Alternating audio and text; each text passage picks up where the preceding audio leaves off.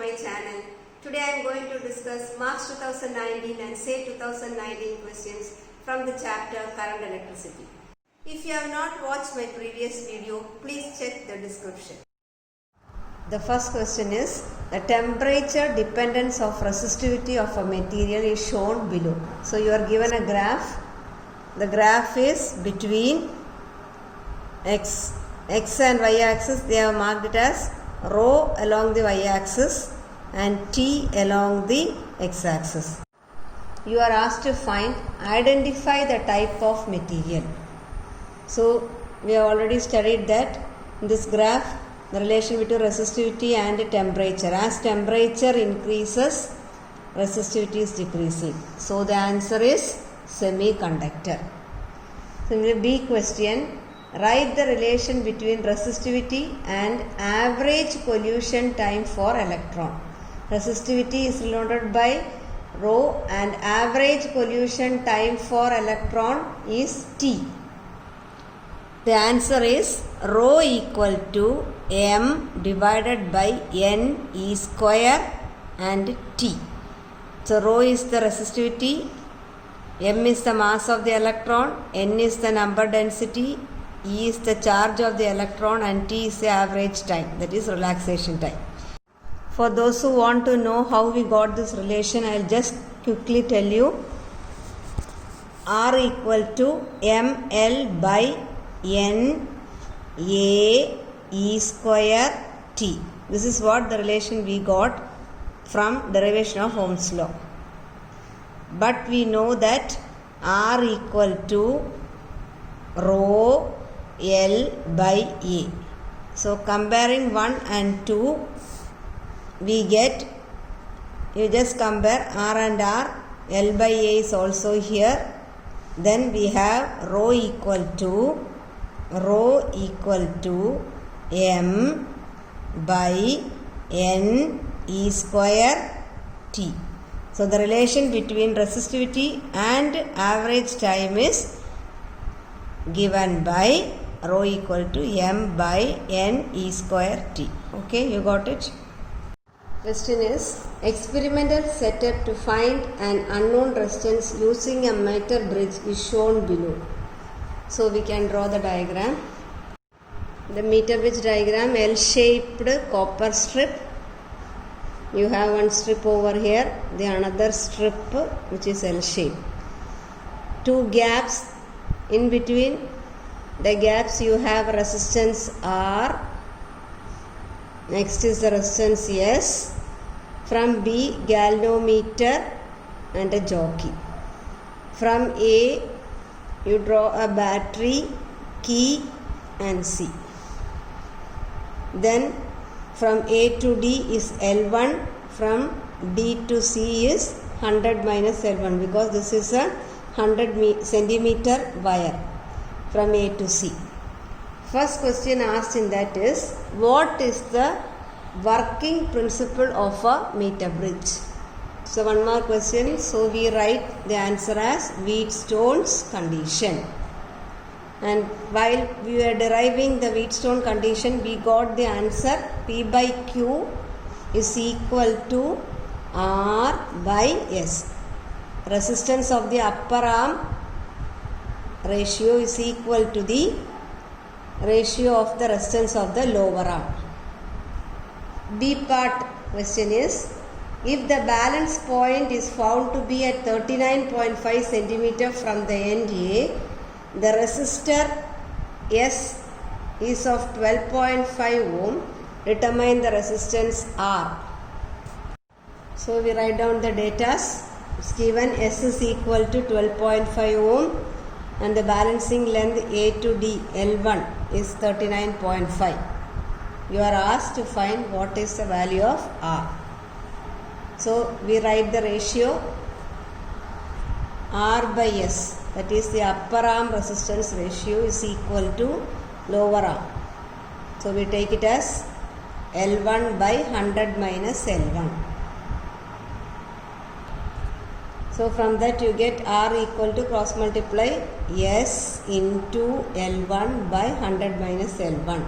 Substituting the value 12.5 into L1 is 39.5 divided by 100 minus 39.5.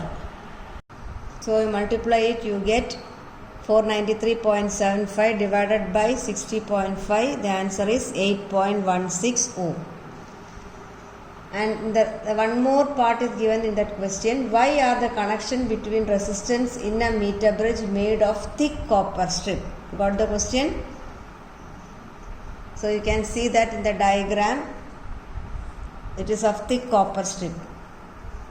The answer is the connection between the resistors are made of thick copper strip so as to reduce their resistance, as their resistance are not included in the formula. The resistance of the copper strip are not included in the formula of the condition. So if you make the copper strip thick, the area will be large and the resistance will be very low. So the answer is so as to reduce the resistance.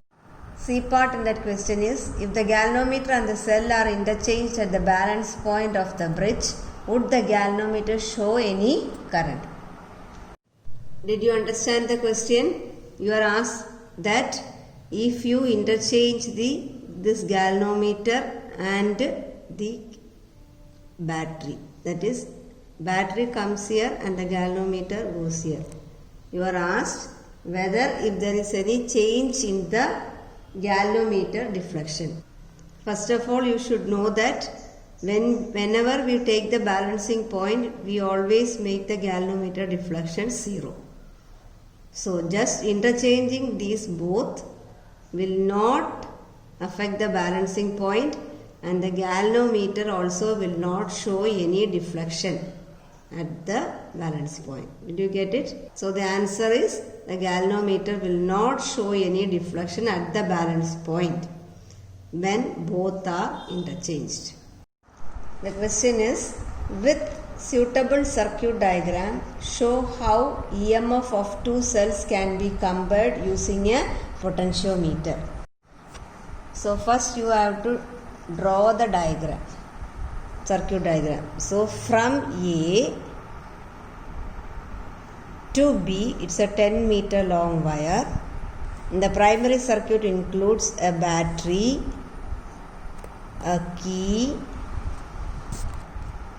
a rheostat connected to B. This is the primary circuit. And secondary circuit, you have two cells of EMF E1. Again from A you connect the cell of EMF E2, galvanometer and a jockey. This is how you draw the circuit diagram. So first include the key K1 and move the jockey till you get the balancing point. Let it be L1. So the equation becomes E1 directly proportional to L1. First equation. Similarly, remove that key and include the second key so that the second cell get included in the circuit. Once again, determine the balancing length by moving the jockey. So you get the second equation, E2 directly proportional to L2. So divide one by the other, you get E1 by E2 equal to L1 by L2. B part is, why do we prefer potentiometer to measure the EMF of a cell than a voltmeter? They are asking you that why potentiometer is preferred. As we know that potentiometer does not draw any current from the cell while measuring a voltage, because we always makes the galvanometer deflection 0 before taking the reading. That is why we say that it does not draw any current. But a voltmeter draws some current from the cell. Therefore, potentiometer is preferred. You should always remember that potentiometer gives the EMF and voltmeter gives the terminal potential difference.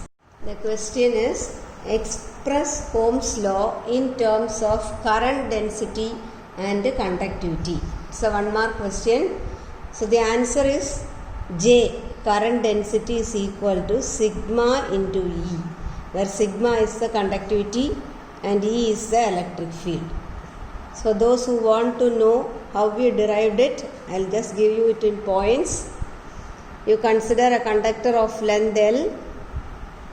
Let V be the potential difference across the conductor when an electric field E is applied.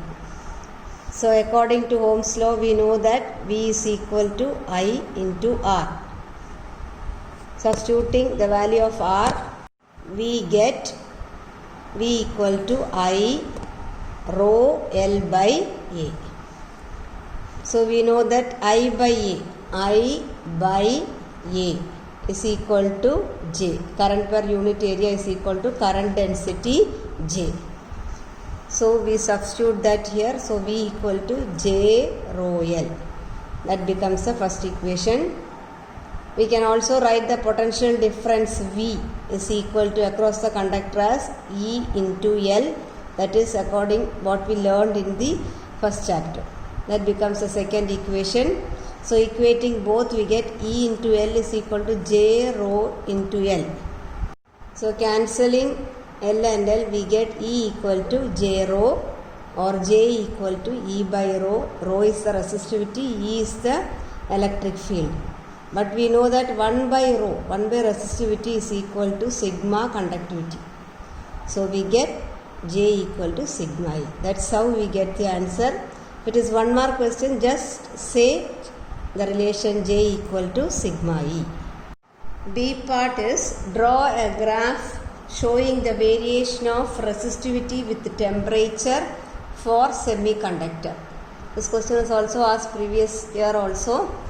So you draw a graph between rho, resistivity, and temperature. So as temperature increases, resistivity decreases. That is what we learned. So the graph, we draw it like this. So this is the answer. The C question is, find the equivalent resistance of the network between the point P and Q. I will draw the circuit diagram once more.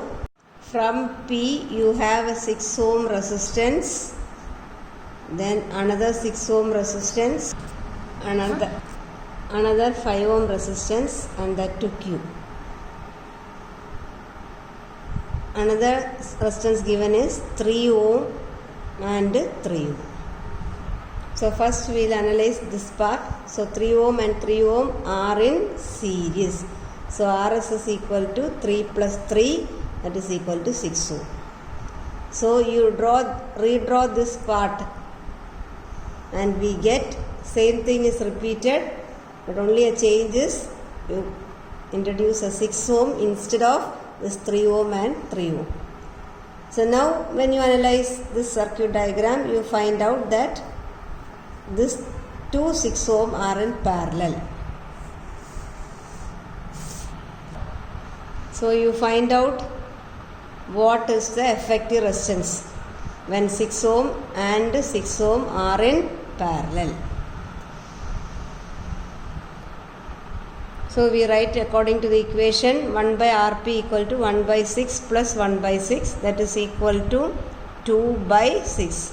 Therefore Rp, we get the reciprocal, 6 by 2 is equal to 3. So we get Rp equal to 3 ohm.